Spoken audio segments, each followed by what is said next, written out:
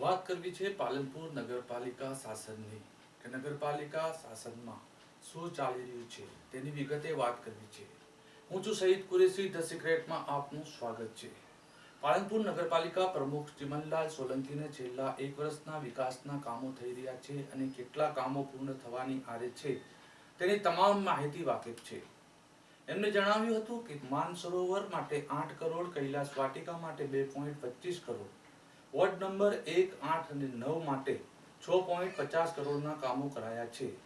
સફાઈ તેમજ 64,000 પ્રોપર્ટીને ડોર ટુ ડોર દ્વારા આવરી લેવાય છે.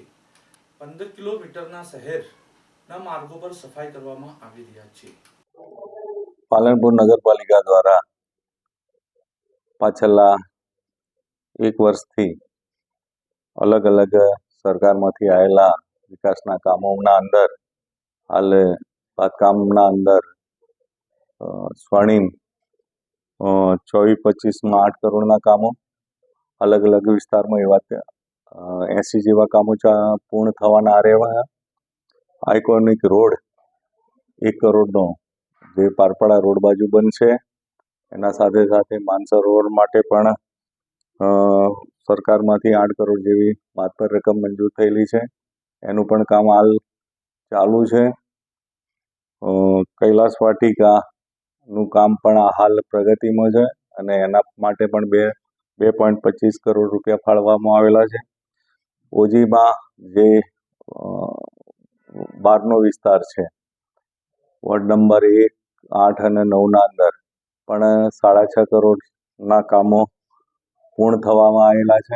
તમામ 1 વર્ષના કામોની યાદી યાદ રહેલી છે ત્યારે વધુમાં તેમને પૂછવામાં આવે છે કે રેલવે ઓવરબ્રિજથી એરોમા સર્કલ સુધીના ફૂટપાથ અને રસ્તા પરના પાથરણાવાળા દબાણ કરી બેઠા છે તે અંગે તેઓએ સ્પષ્ટ કહેલું કે આ માર્ગ અમારામાં આવતું નથી. ત્યારે આ જ વિસ્તારમાં પ્રોપર્ટી ટેક્સ નગરપાલિકા વસૂલ કરે છે તે બાબતની ચિમનલાલ સોલંકીને જાણ નથી. પ્રમુખના આ નિવેદનથી સ્પષ્ટ લાગે છે કે તેમને પાલનપુર શહેરની પૂરતી માહિતીથી વાકેફ નથી અને પોતે પ્રમુખ શાસન દરમિયાન કરોડોની ગ્રાન્ટ વિવિધ કામો માટે ફાળવી ત્યાં સુધી માહિતગાર છે. જ્યારે એરોમા સર્કલથી રેલવે ઓવરબ્રિજ સુધીનો માર્ગ અને મકાન વિભાગમાં આવે છે તે પણ જાણ છે. એ અમારા હદ વિસ્તારમાં આવતું નથી. જે ટેક્સ વસૂલાય છે નગરપાલિકા વસૂલે છે અને અગાઉ પણ નગરપાલિકા દ્વારા એમને ફાળવવામાં આવતી હતી ત્યારે લાઇટ કનેક્શન મળતા હતા. તો અત્યારે કેવી રીતે તમારા ના, એ ખાલી અમે દાખલો આપતા હતા. જેને પણ ત્યાં પાથરણા પાથરવાના હોય એને નગરપાલિકા દ્વારા દાખલો આપવાના કારણે એમને લાઇટ મળી જતું હતું. એટલા પૂરતું અમારા કને વ્યવસ્થા હતી. આ વખતે શું એ લોકો માટે પાથરણા આરએનબી દ્વારા અહીંયાથી અમને પત્ર લખવામાં આવ્યો હતો કે ભાઈ આવા કોઈ પાથરણાવાળાના આ પ્રકારના દાખલા આવતા નહીં.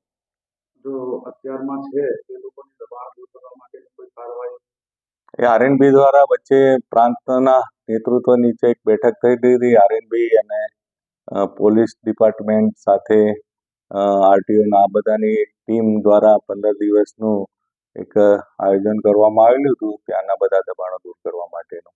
ત્યારે પાલિકા દ્વારા દાખલા આપવામાં આવે છે તે કઈ સત્તાના રૂપે અપાતો તેની પણ કોઈ જાણકારી નથી. હાલમાં જો એક પાથરણા પાસેથી અને લારી ગલ્લા પાસેથી દૈનિક ટેક્સ વસૂલાય તો વર્ષે કરોડો રૂપિયાની પાલિકાને આવક થાય તેવું નિષ્ણાતો કહી રહ્યા છે.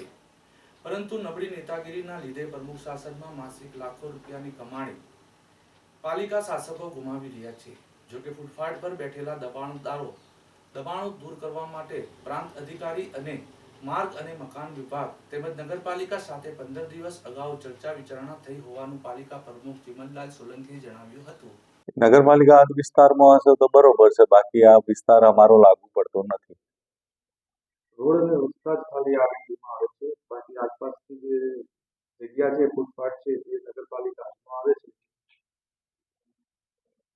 કઈ બાજુની વાત કરો છો? એરોમા સર્કલથી આપણે બ્રિજ સુધી રેલવે રોડ આપને અગાઉ પણ કીધું એ અમારા વિસ્તાર અમારામાં લાગુ પડતું નથી.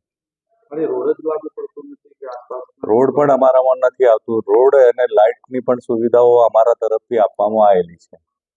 ટેક્સ વસૂલાય છે જે મિલકતોનો તે પણ વસૂલે છે, આરએનબી વસૂલે છે નગરપાલિકા. એ મને એટલી ખાતરી નથી. જોકે અત્યાર સુધીમાં આ દબાણ દૂર કરવામાં નહીં આવતા પાછળનું કારણ શું છે તેવું અનેક લોકોમાં ચર્ચાનો વિષય બન્યું છે. પાલિકા પ્રમુખે વધુમાં જણાવ્યું કે માર્ગ મકાન વિભાગે નગરપાલિકાને લેખિત જાણ કરાવી હતી કે માર્ગ મકાનમાં આવતા માર્ગો અને સર્વિસ રોડ સહિત ફૂટપાથ પરના કોઈ પણ દબાણો નહીં આપવા સુધી જાણ કરાઈ હતી। ત્યારે આજે આ માર્ગ ઉપર દબાણદારો કઈ સત્તાના રોવે કાચા બાંધકામ કરીને બેઠા છે। ચાલવા માટેની ફૂટપાથ પર પણ અડિંગો જમાવીને બેઠેલા, ખુલ્લા માર્ગો ઉપર દબાણો કરી બેઠા તેઓની સામે કોઈ પણ કાર્યવાહી થતી નથી। ત્યારે મારો આ માર્ગ પરના દબાણોને લઈને સવાલ છે કે અબોલ પશુઓ જાહેર માર્ગો ઉપર ફરતા હોય છે ત્યારે તેમને રખડતા ઢોર કહેવાય છે અને તેમને પાંજરે પૂરવા માટેની કાર્યવાહી કરાય છે, ત્યારે જાહેર માર્ગો પર કાચા પાકા દબાણો કરીને મોટી કમાણી કરતા દબાણદારો સામે કેમ ઢીલી નીતિ અપનાવી રહ્યા છે।